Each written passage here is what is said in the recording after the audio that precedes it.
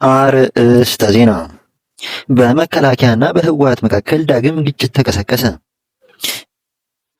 በቀጣይ ሂዝቦላህ እስራኤልንና አሜሪካን አስጠነቀቀ። በሌላ ዜና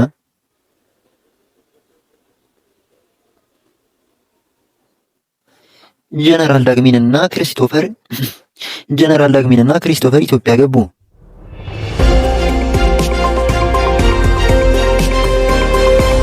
በትላንትናው ዕለት የህወሓት ኃይሎች በጠለምት ሁለት ስፍራዎች ላይ ጥቃት እንደከፈቱ በዚህም በመከላከያ በኩል አጸፋዊ ምላሽ መደረጉን ተከትሎ ሁለት ከፍተኛ ወታደራዊ አመራሮችም ተማርከዋል የተባለ ሲሆን በዛሬው ዕለት ደግሞ በሌላ አቅጣጫ ውጥረቱ ስለመጨመሩና ካለፈው እሁድ ጀምሮ ህወሓት በሽረ አቅጣጫ ከፍተኛ ኃይል ማስጠጋቱ የተገለጸ ሲሆን ይህን ተከትሎም ከሽረ ወደ ማይጸብሪ የሚወስደው መንገድ ከጠዋት ጀምሮ በመከላከያ ሰራዊቱ እንደተዘጋ የተለያዩ የመረጃ ምንጮች አስረድተዋል። በቀጣይ መረጃ ሂዝቦላህ እስራኤልንና አሜሪካን አስጠነቀቀ። በኢራን ላይ የሚሰነዘር ጥቃት ቀጠናውን በእሳት ያነዳል ሲል የሊባኖሱ ሂዝቦላህ አስጠነቀቀ።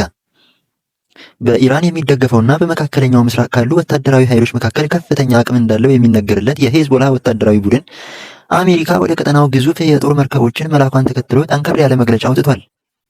የሊባኖሱ ሂዝቦላህ መሪ ሼክ ናኢም ቃሲም ከትላንት በስቲያ በወጡት መግለጫ በኢራን ላይ ለሚሰነዘር ማንኛውም ጥቃት ያለ ምላሽ እንደማያልፍና የጦር ቡድናቸውም ዝም ብሎ እንደማይመለከት በጽኑ ያስጠነቀቁ ሲሆን አያይዘውም የኢራኑን መንፈሳዊ መሪ አያቶላ አሊ ካሜኒን የመግደል ዛቻ የአንድን መሪ የመግደል ዛቻ ብቻ ሳይሆን በሚሊዮኖች ላይ የተሰነዘረ ዛቻ ነው።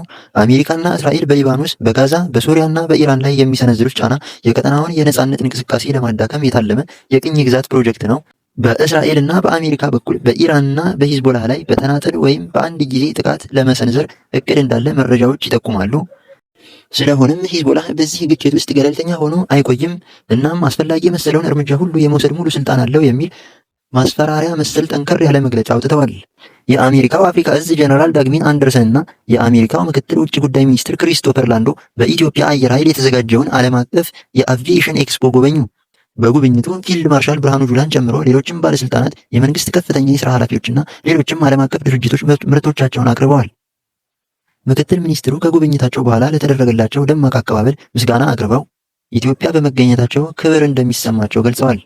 የአፍሪካ ልዑክ ጀነራል ዳግሚን አንደርሰንም በበኩላቸው ለቀጠናው ሰላም በተለይም እንደ አይኤስ እና አልሸባብ ያሉ አሸባሪ ቡድኖችን ለመደምሰስ በጋራ እንሰራለን ሲሉም ገልጸዋል። አበቃን። መልካም ጊዜ ተመኘን።